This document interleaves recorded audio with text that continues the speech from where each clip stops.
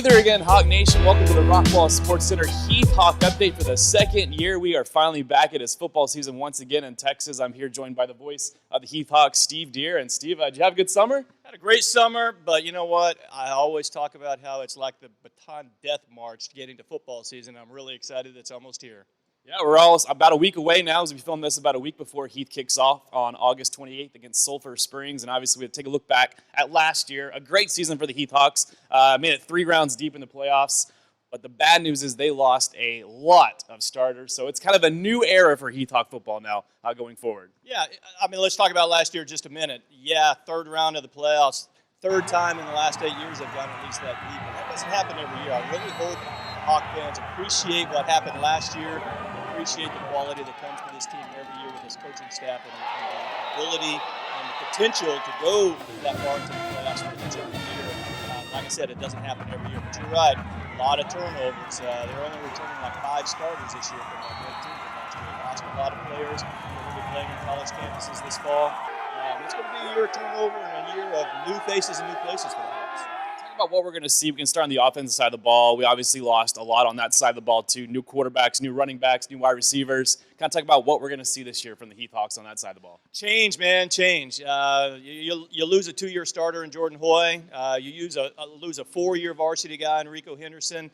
Practically the entire offensive line. You're going to see a lot of new faces on that side of the ball. Now, the good news is coaching staff is really high on some of these guys that are coming in. You got a sophomore quarterback, Brad Mays, that's going to see a lot of playing time, starting off splitting time, and we'll see where it goes from there. Kanan Smith got some snaps last year at quarterback, and he'll be back, and we'll be splitting time with Brad. So we got some experience, but then also some real potential that the coaches see in Brad Mays, and they're really high on this kid. Think that he has a chance to do great things at Heath High. Have some experience coming back at running back also. Tyler McAllister, he filled in great filling in for Rico Henderson last year, and then when Rico unfortunately went down at the end of the year, he really picked up the ball and took it the last couple of games of the year and into the playoffs. A lot of good experience, good size. We know what he can do, so that's one area where, although he wasn't a starter last year, he got a lot of playing time, and we feel good about him. And, hey, little brother Tanner McAllister, last couple of games of the year last year, showed what he could do at running back, too. He'll be back. A lot of turnover at wide receiver, but we do have a couple of the guys, Grant Buckholt and Mark Bilski, coming back that got a lot of time last year. Coaches love Buckholt, think that he's going to do great things this year. So while the bad news is, yes, a whole lot of turnover, the good news is a lot of guys coming back that did get a lot of playing time last year, and the coaches are very high on. And also, once again, one of the bright sides of this football team last year was the defensive side of the ball. Once again, same old story, a whole lot of turnover on that side of the ball, too. Kind of talk about what we're going to see from what was once a dominant Heath Hawk defense. What's it going to be like this year? Look, the Hawks are always going to put out a good defense. These coaches are great at coaching up players. Yeah, we only returned 2 starters on defense. The good news is they happen to be 2 all-district linebackers in Wilkerson and Dobbins. Those guys will be great leaders out on the field for the team, and they bring a lot of ability. Turn over the entire defensive line, turn over the entire secondary. There's going to be a lot of new players to fill in there. Next man up, as the saying goes. But like I said, this coaching staff is really good at coaching them up. They'll have them ready, and I think that they'll put out a good product again this year. And we're going to hear from Coach Mickey Moss the week after next, once we kind of get football going and he gets through all the process of 2-a-days going on here. But you've talked to Mickey. Kind of talk about his expectations for the upcoming season, and what does he kind of see in coming up this year? You know, here's the deal with Mickey and the rest of the coaching staff. They know that in high school you have a lot of turnover every year, okay? I mean, even more so than college and obviously the pros. In high school, you have a lot of new players every year. Now, this is more so than usual. It's not always you lose 17 out of 22 starters. I think Mickey is very excited about the young guys coming up, the sophomores. We're going to call them, you're going to hear this a lot from us this year on the air. You and I talking about the super softs. We're going to have as many as like 6, 7, maybe even 8 sophomores starting this year. I've never really talked to Coach Moss and seen this enthusiasm in his voice about the potential of these guys coming up. Of course, the district kind of flips as well, as we really don't know who the strong team's going to be. Terrell's looking good. Obviously, the Forney teams are looking good. Poteet looking good.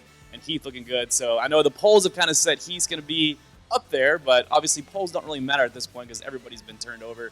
Kind of talk about your expectations for this district coming up, which could be Heath's last year in 5A. Yeah, I mean, that'll be an interesting story in the off season. Everybody lost a lot. West Mesquite lost a ton. They lost their quarterback that had been starting for them for 3 years. They've lost their stud wide receiver that transferred out to another school. They've lost a whole lot.